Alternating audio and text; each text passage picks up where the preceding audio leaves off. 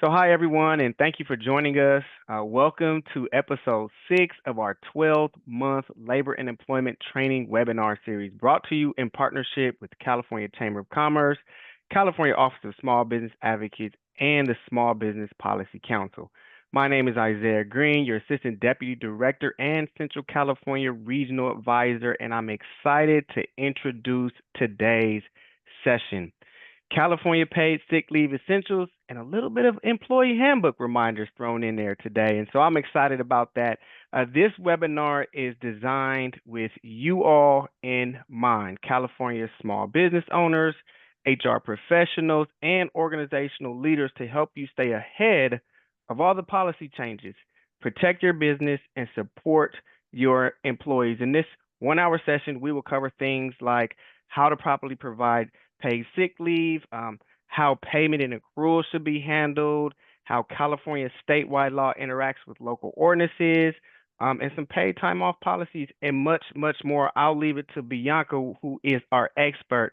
But we hope that this training equips you with the knowledge and tools that you need to move forward confidently. And with these webinars, we hope that if you missed the previous, you go back and check them out and then tune in to the remaining webinars that we have available. We aim to build a strong, more informed business community together. And so with that being said, I want to pass it to our expert, Bianca Saad. I'm excited to do this again with you another month, and can't wait to see what you have in store for us. All right. Well, thank you, Isaiah, and thanks everybody for joining us today. We're very excited about this topic. This is a really important one because, as we're going to talk about, paid sick leave is not optional, something that all employers need to be providing to their employees. Before we get started, of course, I've got to give my standard legal disclaimers, as I am an attorney, but I'm not your attorney. So nothing in this presentation should be relied upon as legal advice. If you do have a specific question or something particularly about your situation, you will want to consult with a qualified attorney. Another reminder for those of you, again, who are referencing the recording, just keep in mind that the contents of the presentation are current as of the date of our presentation. And depending on how far in the future you are referencing this, things do change quickly in California law. So just keep that in mind. And then lastly, the presentation may not be recorded, duplicated, or distributed either in whole or in part without written consent from CalChamber and CalOSBA. So Isaiah touched on some of our agenda items. It is a very jam-packed hour, as are all of our episodes, because there's so much to cover. We really are going to try to focus on the essentials so that you feel confident about implementing, if you don't yet have one, and enforcing your paid sick leave policies and practices for your organization. So we're going to talk about how to provide it. What does that look like? What are the qualifying reasons that somebody could use sick leave and the protections around it? This is a protected leave, and we'll talk about what that means. How is paid sick leave going to be paid to your employees? And then we have a number of requirements around posting, notices that need to be provided directly to your employees, as well as record keeping obligations. We're going to talk about how California paid sick leave would interact with local paid sick leave ordinances for those of you who may need to be worried about those. And we'll talk more about in detail about that, as well as a paid time off policy, or PTO. Sometimes employers have sort of a large bank of time that they refer to PTO that includes not only the ability to use it for sick leave, but things like vacation, if for whatever personal reasons that they need. And we need to explore what are the considerations that you should be looking at for meeting your paid sick leave obligations, because it can get a little bit dicey in some spots. And then, of course, we are going to touch on employee handbooks, talking about, again, why is it a good idea to have one? And then what does that look like specifically regarding California paid sick leave? All right, so let's go right into it. How are we going to be providing the paid sick leave? First, before we even talk about how we provide it, we should be talking about who has to provide it, right? So as I mentioned, this is a mandatory leave in California. And unlike some of our other leaves in California, where they're driven really by employee size, so let's say maybe certain laws might not apply to you until you have maybe 5 or 25 employees. California paid sick leave is not one of those. So this is going to apply to all employers regardless of size. Now, there are some very extremely limited exceptions. They're so limited we're not going to talk about them because the assumption is really that all employers need to provide this. So then we look at, okay, who as an employee is going to be eligible for this time off? So it applies to all of our employees who are working in California for the same employer for 30 or more days in a year. Now, that's not very long, so that does mean it will apply to any temporary employees we have, any seasonal employees. They are still going to be eligible for this leave. As long as they're working for us 30 or more days in a year, they need to be provided with this leave. So now let's talk about how much time of paid sick leave we need to provide. Well, the minimum amount is 5 days or 40 hours, whichever is greater. That's depending on the type of a work schedule that they have, but we want to make sure it's whichever is going to be most beneficial for them. 5 days, 40 hours. And some of you who have been maybe at this for a few years might recall we did have an increase at the beginning of 2024. This used to be for, since the law was enacted, a decade ago, roughly, we have had to provide 3 days, but then that got increased to 5. So hopefully you're up to speed on the increase and have been providing that again since last year. All right, so now we know what we have to provide, that 5 days or 40 hours, we can look at a couple of different methods on how we're going to be providing that. So there are 2 real main methods for us to provide paid sick leave. There's what's referred to as the accrual method, and that's where the employees are going to earn this paid sick leave as they work, and we'll look at exactly what that looks like. Or there's something that's referred to as a lump sum method, and that's where we're providing the full amount of time at the time that the employee is hired or at the start of every year. Let's say if we have, we're resetting our paid sick leave banks every January 1st, for example. So those are 2 different options. We often get questions about whether or not you can use different methods for different categories of employees. Let's say you want to use, for example, a lump sum method for your full-time employees, but you want to use accrual for your part-time. You can certainly do that. Again, you just want to make sure you're consistent with how you're treating those groups of employees, but you absolutely can have differing methods for different types of classifications of employees, I should say. All right, so now let's take a look at this accrual method that we talked about. So this is, again, where the employee is going to accrue the paid sick leave as they work. So the moment that that employee is hired, they are going to begin accruing paid sick leave. Now, we can impose a 90-day waiting period before employees can use their paid sick leave, but that doesn't impact their ability and right to accrue it from the time they are hired. So it's a little counterintuitive because they're going to start accruing the time, but we can still impose, the 90-day waiting period before they can actually use it. But we do need to make sure that they are accruing it from the beginning, from the moment that they're hired.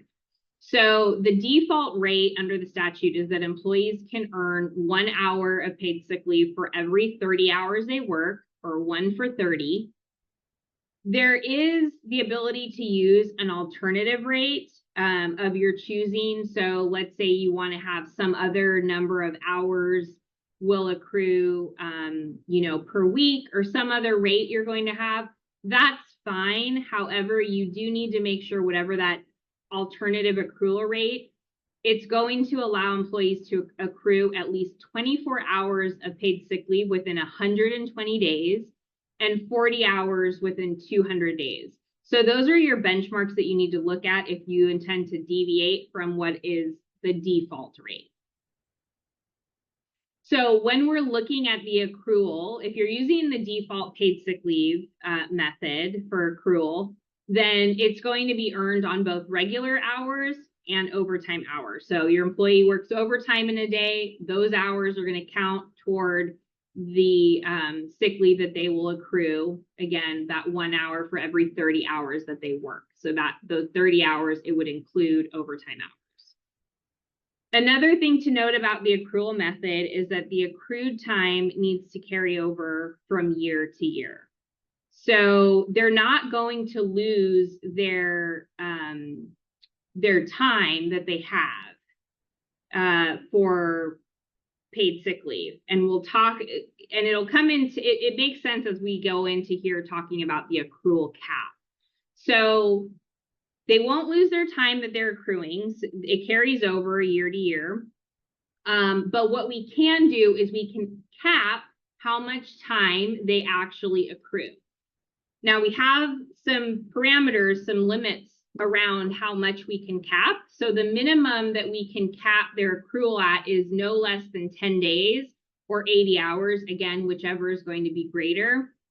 And so that's where we can cap, meaning they're not going to accrue any more than 10 days or 80 hours in a year. That's separate from the use limit, where we can still limit how much time they use to 5 days or 40 hours, whichever is greater per year. Now, some of you may be scratching your heads and wondering, okay, it doesn't make sense. Why are we allowing them to accrue? They can accrue 10 days, but they can only use 5 days. And yes, that's absolutely correct. Reason being is they will have the ability to accrue up to that cap. However, and if they, let's say they use all their 5 days, they're going to have 5 days sitting in their bank. But what that means is when the next year rolls around, those 5 days get carried over into the next year. And now that employee at least has some sick leave available for use at the beginning of that year, as opposed to having the ability to use everything that they accrue, and now they're starting back at zero in the beginning of the next year. So hopefully that might help. It can be a little confusing when you're splitting up, thinking about the use limit and the accrual cap. But that's how it operates with the accrual method. Now, one other unique thing about the accrual method is that if, let's say, you have an employee who separates employment from you. Now, one thing to note is paid sick leave at termination does not get paid out. Vacation, again, that's a separate ball of wax that we'll handle on another day in detail. But just to lay out the foundation, if you provide vacation, which unlike paid sick leave, vacation is not required. If you provide a vacation, those wages, that vacation time is considered wages that has to be paid out at separation. Paid sick leave is not like that. So we don't have to pay out anything, but what we do have to do is if we're using this accrual method and we rehire somebody within a year, we do have to reinstate any unused and accrued paid sick leave into their bank when they're rehired. Okay, so that was a lot. With the accrual method, we talked about, again, how the rate that it's accruing and you have to be aware of, again, the cap on accrual itself and then the cap on the use. Lump sum method is a little bit more straightforward. So with the lump sum method, we are providing, it's exactly how the name sounds, which is we're providing a lump sum of the paid sick leave in their bank, all at once. So again, the amount of time is the same. It's 5 days or 40 hours, whichever is greater. And we're providing, again, that full amount in at the time the employee is hired, or we're replenishing their bank at the employee's anniversary date or at the start of the calendar year, however we're providing that. Now, like with the accrual method, we can still impose a 90-day waiting period after hire before employees can use that time. Again, sounds strange because we're putting it in their bank, but we're not allowing them to use it. If we have that 90-day waiting period, which again, you don't have to impose that, but you have the ability to under the law, that is what we need to do. We still need to make sure it's there, even though they can't use it during that 90-day waiting period if we're imposing it. Now, some things to note, though, with lump sum. So administratively, this is easier, right? Because we're not having to track all the hours that an employee works for that accrual to show accurately in terms of how much sick leave they've earned as of, whatever date. It's all at once. So administratively, it is less of a headache, but the thing to keep in mind is even if you have part-time employees, let's say, you can't prorate this lump sum. So you can't just decide that you're going to do a smaller amount or half of the amount for somebody who's only working 20 hours in a week. That's not how it's going to work. Now, for a part-time employee, because of that, you'd rather just have them accrue as they work. You can certainly, again, you can do that, but just keep that in mind that even if you're using lump sum, you can't change the amount for any part-time employees. The other thing that's different about lump sum is this isn't actually carrying over year to year. So it's basically like a reset every year. So let's say you have an employee, maybe they only use 3 of their days. And let's say you replenish every year on January 1st. They, as of, December 31st, they'd only used 3 days of sick leave. Well, on January 1st, when the replenishment happens, they're not keeping the 2 days that they had unused. What's going to happen is it's like, think of it as just their bank is wiped clean, and then they get a brand new batch of 5 days now available for use. So that's also a little bit different from the accrual. We don't have the carryover. It's basically just like a reset. Whether they use it all or not, it's not carrying over. The other thing is if we have a rehire situation where somebody is rehired within that year, we don't have to, where there's nothing for us again to reinstate, but we would just be providing the full amount of the paid sick leave at the time that that employee is rehired. All right, so those are the 2 ways in which we can provide it. Again, you can do what makes the most sense based on the nature of your business and how your employees are working. Again, really just keep in mind you cannot prorate if you're doing lump sum for those part-time employees. So now that we know we have our options around accrual method and the lump sum method, how can employees actually use this time, right? We're providing them the time, and what does it mean for them to have the ability to use paid sick leave? What's it for? So it's pretty broad in terms of what it covers, because it covers not only the employee's own purposes for use, but also applying to a family member as it's defined by the statute or a designated person. So for any 3 of those categories, whether it's the employee's family member, we'll talk about what that means, or a designated person, we'll talk about what that means. It can be for preventative care or other diagnosis, care, or treatment of an existing health condition. So, preventative care, things like doctor's appointments, or if, just, wellness checks, right, on the preventative side, or they're needing to seek treatment because they are sick, they need testing. I mean, it can run a whole gamut of things in terms of how that would be qualified. They're just sick, right? And they just need to be at home because they're recovering. So all of those things, and again, if they need to care for a family member who is sick, or they need to take a family member to a doctor's appointment, or a designated person. So now let's look at what it means to be a family member or a designated person. So family member is defined very broadly under California. It's a child, a spouse, a registered domestic partner, a parent, as well as a parent-in-law, grandparent, grandchild, and sibling. So your brother has a medical appointment that he cannot drive to, and you need to be there to drive him. That's going to fall under, right? Or an employee has that situation.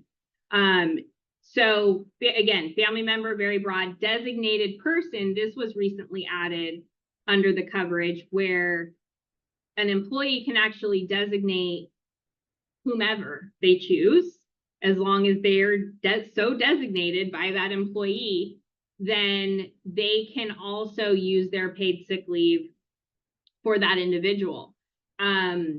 So what could that look like? Just as an example, again, there's no requirement of any blood relationship or anything, right? The whole idea is it's just somebody who's designated. Let's say I have a neighbor who is elderly and I keep an eye out on, They're not, again, a family member, but I can designate them when I have the time, when I have the need to take time off to care for that neighbor. I can designate them and they can be a designated person. Now, what that means is I would be limited to that one particular individual as a designated person in that year. In other words, you can't have, an employee cannot have multiple designated persons in the same year. So that was an expansion that we saw recently. And again, it's just a simple matter of once an employee uses the time for that designated person, they can be limited to that person within the year. Additional uses for paid sick leave would be certain purposes when the employee or the employee's family member is a victim of a qualifying act of violence. There are certain victim leaves rights that employees have and that might that would be covered under that. They can use their paid sick leave for certain purposes. And then for certain agricultural workers who need to avoid working outside in smoke, heat, or flooding conditions that are created by a state or local emergency. Okay, so when an employee has the need to use paid sick leave, they do need to provide reasonable advance notification. And the key here is when the need for time off is foreseeable, right? So going back to maybe a medical appointment example, yes, they should be giving advance notice. They know of that appointment, you know, and it's planned ahead. You know, they should be giving notice ahead of time. But sometimes it's not foreseeable, right? Sometimes an employee may suddenly fall ill. They're not feeling well the morning of when they're supposed to be clocking in for a shift. They just need to provide notice as soon as is practicable, right? And in some cases, that could actually be after the time of their shift. So in other words, we can't have any restrictions on, you know, a timing or advance notice. This is the advance notification. And even as you can see, it's reasonable advance notification that may look different depending on the circumstances. So, and I'll tie this in a little bit more as we talk about the protections, but it's one of those things where it's not really for us to deny if it's they have the need for the time, right? So when it comes to how they're going to request it, again, they can do it verbally, just face-to-face with the supervisor, let's say, email, text message. There really is no specific type of notice that we can require. It's however the employee needs to communicate it to us. And again, we can't deny it for lack of, sufficient advance notice or anything like that. Again, because in a lot of times in these situations, especially when an employee themselves is ill or a family member is ill, those aren't things that we plan, right? So another thing that's important to be aware of with California paid sick leave is that when we're talking about these 5 days and 40 hours that's required under the law, we cannot require a doctor's note when an employee is using that time. So an employee tells us, yes, they have a medical appointment. We don't ask them to bring back anything from that appointment. If they just been out with the flu for 3 days or however many days, as long as it's covered by paid sick leave, we don't ask them to say, oh, bring me a note when you come back to work. There's no doctor's note requirement for an employee to use the paid sick leave, and it's really at the discretion of the employee. And again, we'll talk about this more as we get into protections, because this last bullet here is actually in sort of more in a category of protections, which is we can't require employees to find a replacement worker if they're using paid sick leave. So again, let's say you have a situation where the morning of an employee, they're supposed to be reporting to work, let's say at 9 a.m. They call us at 7:30 and they're not feeling well and they just really don't think that they can make it in. We can't say, oh, that's fine, but you need to find somebody else on the staff list to come work your shift, That's not their obligation. That's not on them. It could be 2 minutes before the shift. It could be at the start of their shift that they're not feeling well and they need to use their paid sick leave. They have the ability to do that. And again, that really ties into this next slide around the idea that paid sick leave is protected time off. So again, the employees are deciding when they're using the paid sick leave. We can't deny their right to use it. If it's for a qualifying use, we're not denying it. And that also means that we're not taking any adverse action against the employees who are attempting to use their paid sick leave or who are using it through things such as discipline, suspension, or termination. Many employers have, attendance policies that might issue points or what they refer to as an occurrence or something around attendance where if they're absent, for example. So if you have any kind of system or policy where you're essentially docking employees for, absences, this would be a situation where that's not going to count against them because the idea is it's protected. So protected meaning it's not going to, they're not going to suffer some adverse consequence for needing to take the time, right? It is protected. So if you have any kind of attendance control policies in that way, you definitely need to make sure that not only are you not going to be applying those any kind of disciplinary or docking of points or anything for paid sick leave absences, but also for any other type of protected leave. And again, we'll be talking more about other types of protected leave down the road. And so any type of protected leave, we're never doing that. And we're never going to retaliate against them for using the time. All right, so what does it mean for payment? How do we need to pay our employees paid sick leave? So there's going to be two options for payment for our non-exempt or our hourly employees. The most common is going to be just we're paying them at that regular rate of pay. And so it would be the regular rate of pay for the work week in which the sick leave is taken. Now, quick note about regular rate of pay, and again, this will be for another day when we talk about other topics, but regular rate of pay does not mean just their hourly rate. Regular rate of pay is, it's all forms of compensation that are earned within that work week. And so if you have employees, for example, that are earning differing rates for different types of work, or if bonuses come into play, other forms of compensation that may factor into their regular rate of pay. So just keep that in mind.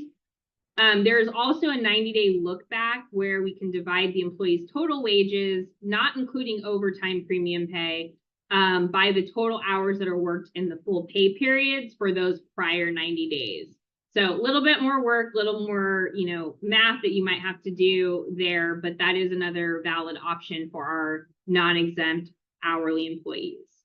For our exempt employees, there's only one way in which we can do it, and we're going to be paying our paid sick leave in the same manner as the wages are calculated for other forms of paid leave time. In terms of the timing of the payment of paid sick leave, we need to provide payment for sick leave taken by an employee no later than the payday for the next regular payroll period after the sick leave was taken. So again, it'll be important for us to make sure that our payroll, whoever's in charge of our payroll, is aware when the sick leave is taken, and we make sure that we're paying it out appropriately. And we'll talk about pay stub piece here soon too. Okay, so now we can move into the posting, notice, and record keeping requirements, because there are a number of obligations that we have around here. Again, idea being that we are getting out the information to our employees so that they are aware of their rights under the law. So first we have a poster. This is the Healthy Workplaces, Healthy Families Act. That's the title of the legislation. California paid sick leave. This needs to be posted in the workplace where employees can easily read it. So oftentimes, maybe you have a break room or some other central location where employees gather, where we have all sorts of notices. Certainly California, this is not the only required notice. This is just one, but we want to make sure that we have this posted up in our physical workplaces.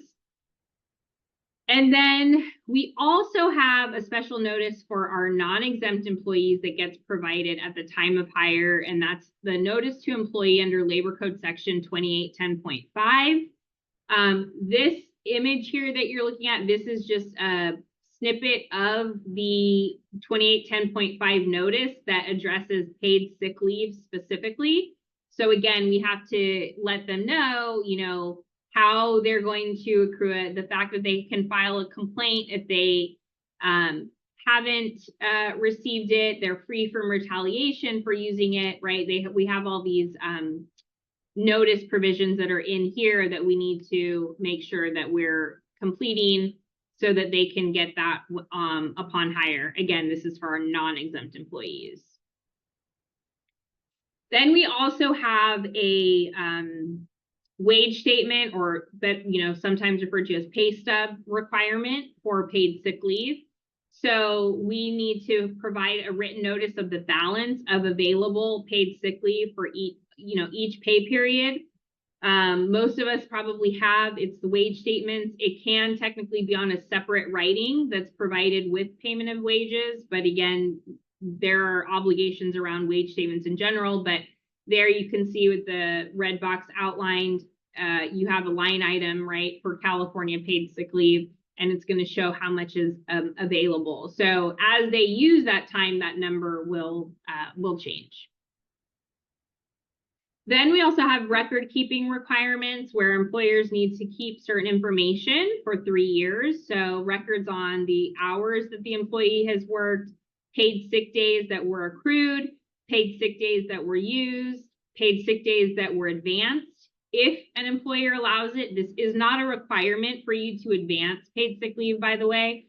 Some employers may choose to, and if you do, you need to keep record of that, but again, not a requirement.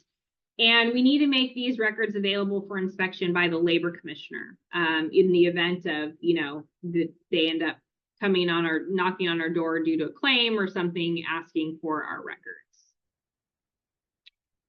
All right, so next we'll talk about local paid sick leave ordinances and paid time off. So as I mentioned, there are a number of local ordinances in California that have their own paid sick leave requirements. So in 7 different localities, so we have Berkeley, Emeryville, the city of Los Angeles, Oakland, San Diego, San Francisco, and Santa Monica. What this means is if you have employees that are working for you in any of these localities, you need to be aware of those paid sick leave requirements, because we have to make sure that we're meeting not only state obligations, but also the local paid sick leave obligations.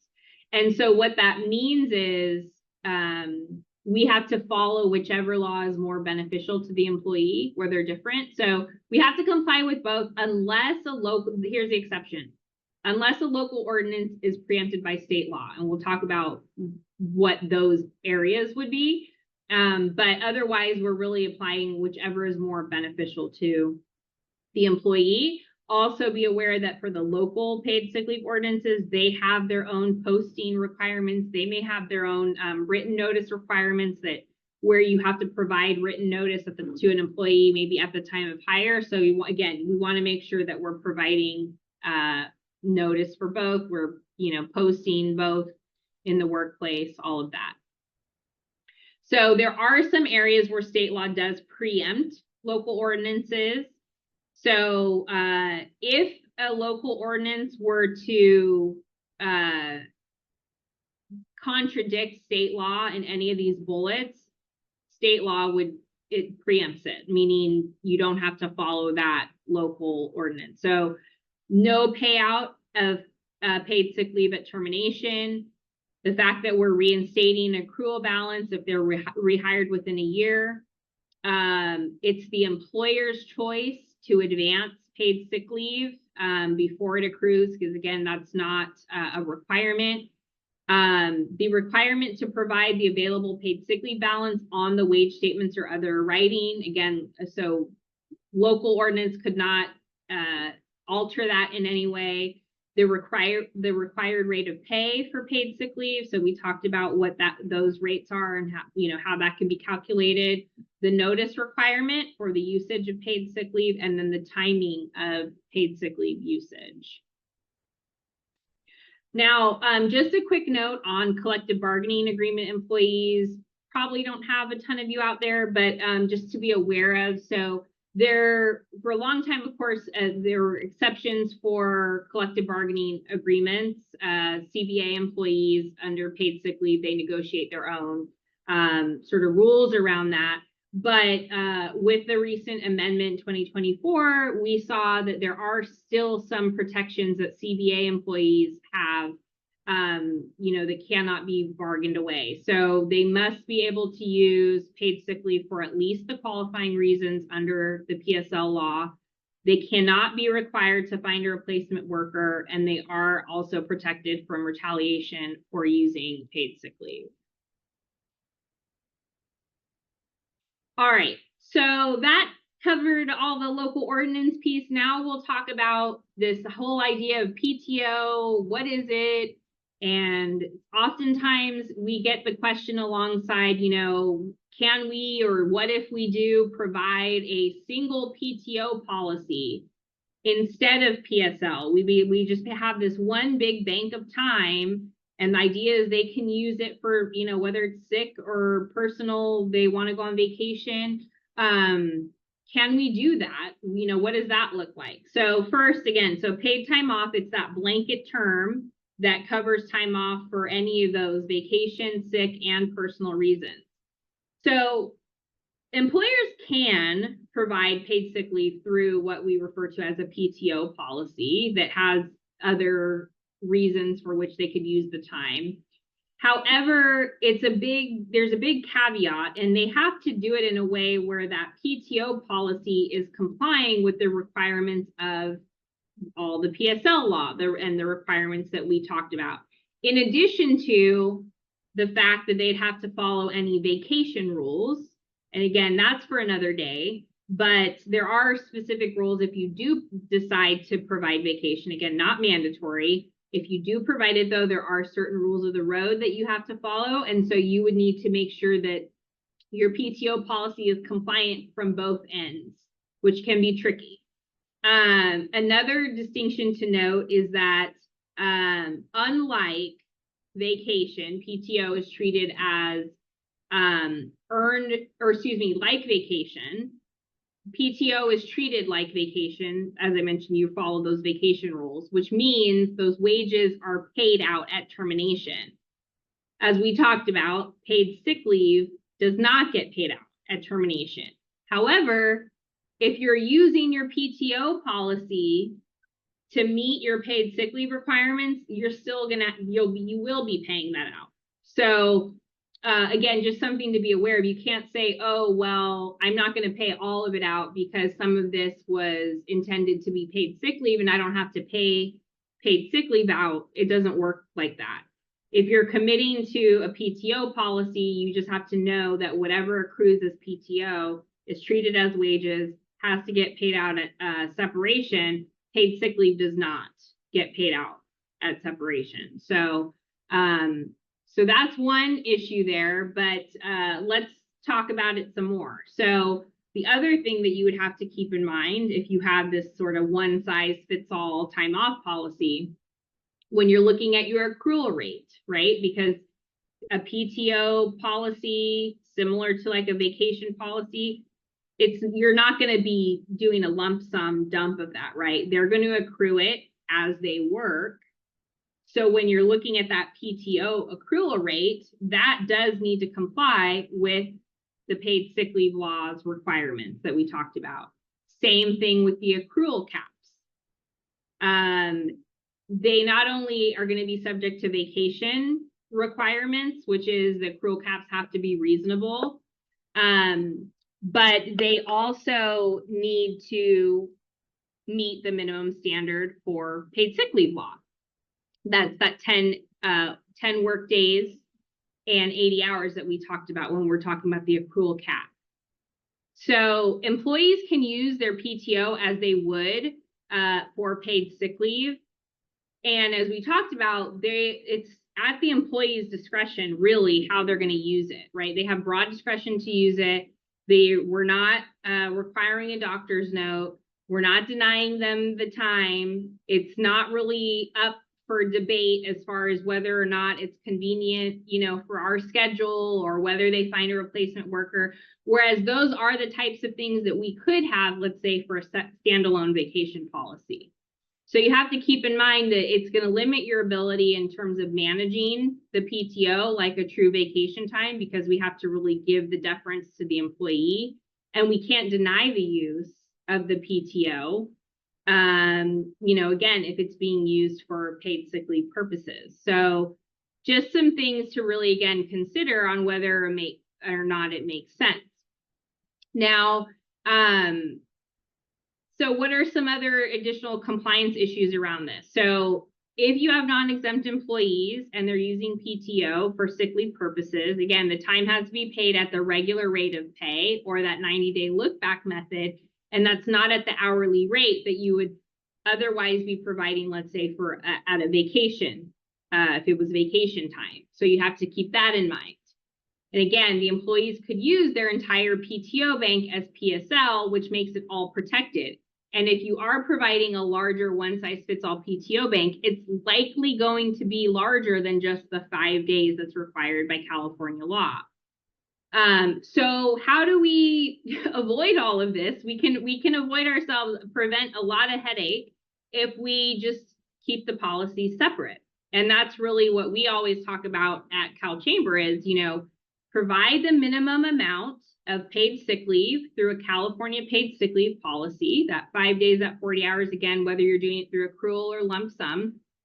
But that's the bank that we're talking about. That's the amount of time that's subject to all these requirements, that's subject to all these protections, and that's it. We don't have to pay it out, right, at termination. And then if we want to be more generous, we want to provide additional time off, we can do that through a vacation policy or a separate PTO policy, right? But again, that PTO policy isn't trying to meet the PSL requirements. We can do that without triggering PSL requirements, and we can have a little bit more control. If you wanted to even be more generous around how much sick leave your employees get, you could still have a separate corporate or company sick leave bank that's separate from the California paid sick leave bank, and you could even still put a little bit more protection, put a little bit more control under that if you wanted. But so really the idea is if we keep California paid sick leave separate, we can just focus on that's the minimum amount of time. We get that it's all those protections, and that's all we need to worry about. All right, so that really concludes in terms of all those essential items that you need to be aware of when it comes to paid sick leave and the things that we need to keep in mind. So what about employee handbooks? Again, we're flagging this as something important. One thing that you all will see as we move through the series is employee handbooks will continue to sort of be its own little agenda item as we move in some of these other topics, because they are important. They're not legally required. I'll be very, upfront about that, but they are certainly a recommended best practice for employers, particularly in California, given all of the various laws and requirements that we have to contend with. And but they're beneficial. So let's talk about it. So it's going to provide your employees with clear guidelines, expectations, policies, and procedures, right? It's reducing any confusion or misinterpretation in terms of what our policies are, what our expectations are. That also helps as a reference and a great foundation for our HR professionals, our supervisors, and our managers to address workplace issues consistently, right? So if we're having behavioral issues or, you know, things around conduct, we have policies that a supervisor or manager can then point to, direct that to the employee. And again, that's going to drive, you know, conversations and make sure that we're consistent. It helps to ensure equitable treatment across the organization by standardizing processes. Again, we don't have to worry about individuals being, you know, just everything is sort of, everyone's treated differently. And then that's how you can open yourselves up to, you know, claims of discrimination and unfair treatment. And of course, it can show compliance, right, with state and federal laws and help defend against legal claims. Because again, at a minimum, it's going to show this is what we're putting forth. This is our policy. Now, the practices side of it, that's still a separate story. So it's not going to be bulletproof, but it will certainly help. And anytime you find yourself in, hopefully you won't, but if you ever find yourself in litigation, the handbook is going to be one of the central pieces, oftentimes, depending on the claim. So we want to make sure that we're providing that handbook to our new employees on their first day, and then, you know, giving them the opportunity to review, ask questions, you know, we want to make sure that they're signing the acknowledgement of it, but we want to make sure that they have the ability to ask questions about it before doing so, right? We also want to make sure that we conduct annual handbook review and updates to reflect changes in the law. Every year, of course, the laws are, again, going to change. We'll have either a new leave or an expanded leave, something that is inevitably going to require you to make updates to it. So we want to make sure that we're distributing those updated policies to our employees, again, having them acknowledge receipt of the updated handbook, right, so that we can, again, manage those expectations. And of course, have legal counsel review your handbook to ensure that it does comply with California law. Some of the policies can, you know, requirements are complicated, and you want to make sure that you are, you know, providing everything that is required and meeting those compliance requirements.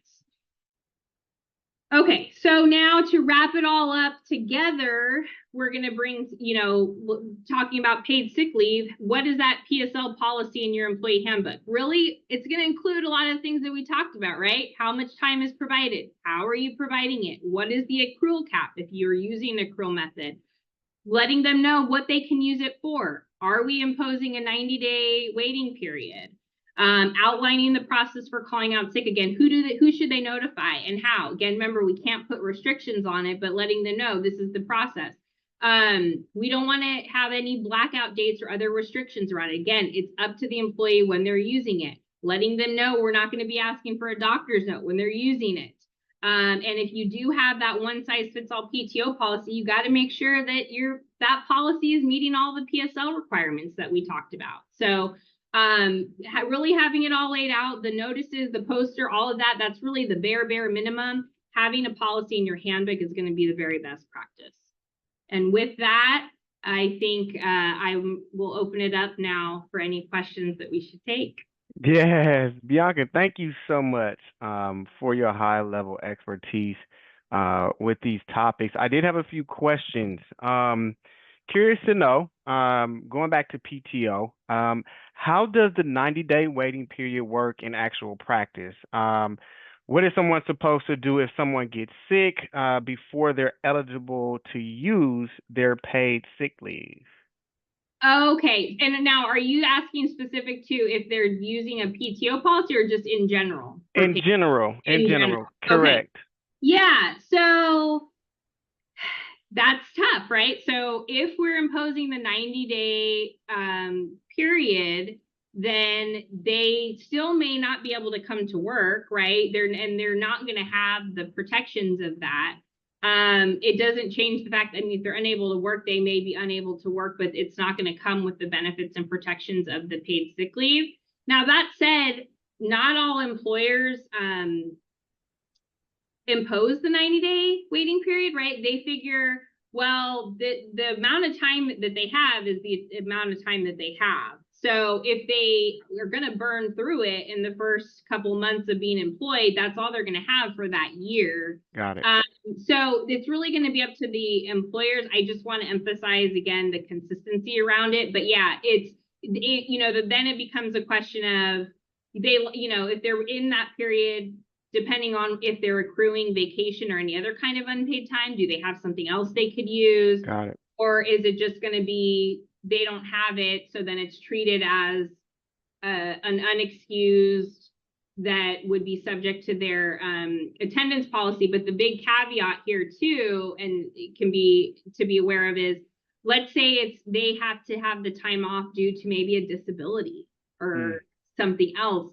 Then there are other protections that could come into play to where we still would not want to penalize the employee in any way for being out. So you have to be careful about that as well. That's why policy is so important, and so grateful for the information that's being shared today. And so when we're talking about doctor's notes, I was curious, there was a question that came up. Typically, I feel like, doctor's notes are not foreign, right? When PSL is taken. And so I guess curious to know from an employee, your standpoint, what's the best way to handle situations where someone suspect that they might be misusing their sick leave? Is there a way that someone can legally ask for a doctor's note after a few days? Or how do they do that without crossing any policy or privacy lines? Yeah, so that is a really good question, and it's one we get a lot. And the Labor Commissioner actually has some guidance on this. So as a general rule, we're not requiring any documentation. Now, there is a very narrow potential carve out for a situation where if the employer is really on solid ground and has reason to believe that it wasn't used for what was being claimed, right? That could be a situation that would be justifiable. The big caveat there, though, big asterisk, in red bold, is what is your evidence, right? What and how far can you really go down to get that evidence without being perceived as potentially retaliating or targeting somebody? So I always like to tell employers, if they really are in that situation and you feel for whatever reason that you're just so bent on, you need to pursue it and kind of catch the employee, so to speak, talk to your legal counsel. But also, it's 5 days of protection that we're talking about, right? And so that said, if you know that an employee, sometimes employees are just very blunt and they just say, oh yeah, I have some sick days, I want to go visit my grandma, but there's no need for it, or I just, want to go somewhere, and they're to a wedding or something, right? And I have paid sick days, I'm out of vacation, but I have some sick days. You can deny that because it's not for a qualified reason, right? But it's very different from, you get the call, I don't feel well. Maybe your spidey senses are going off, but at the end of the day, it's really not for us to make that judgment. It's their time, and we can't require a doctor's note, even if maybe we suspect or there could be a reason. And as far as abuse concerns, again, that's where having the separate policy is going to be the best, because you're not opening up your whole PTO policy to then be potentially abused. It's just those 5 days is the most that they would be able to do that. Awesome. Well, thanks for breaking that down. And if you have any more questions, please be sure to check out our website at calosba.ca.gov for more webinar content. And also, there's a link on our page where you can submit your questions. And so if you have any more detailed questions for Bianca, you love the information that you shared and want to get a little more in depth, please be sure to send your questions in. We are happily and readily available to answer those questions. And so with that being said, I think we're concluding. I want to thank everyone for joining us today for episode 6 of our labor and employment training series, that we hope that you use this information to empower your business and to support your team. And so a special thank you to Bianca, you for all of your expertise. Super grateful for the partnership between CalOSBA, CalChambers, and the Small Business Policy Council for making this possible. And so, again, thank you all for tuning in. Thank you all for listening. Bianca, thank you again for sharing this important information. Please sign up for our next webinar in August. We look forward to hearing from you. We look forward to seeing you, and we look forward to building strong business communities together. Thanks again, you all. Until next time. Thank you.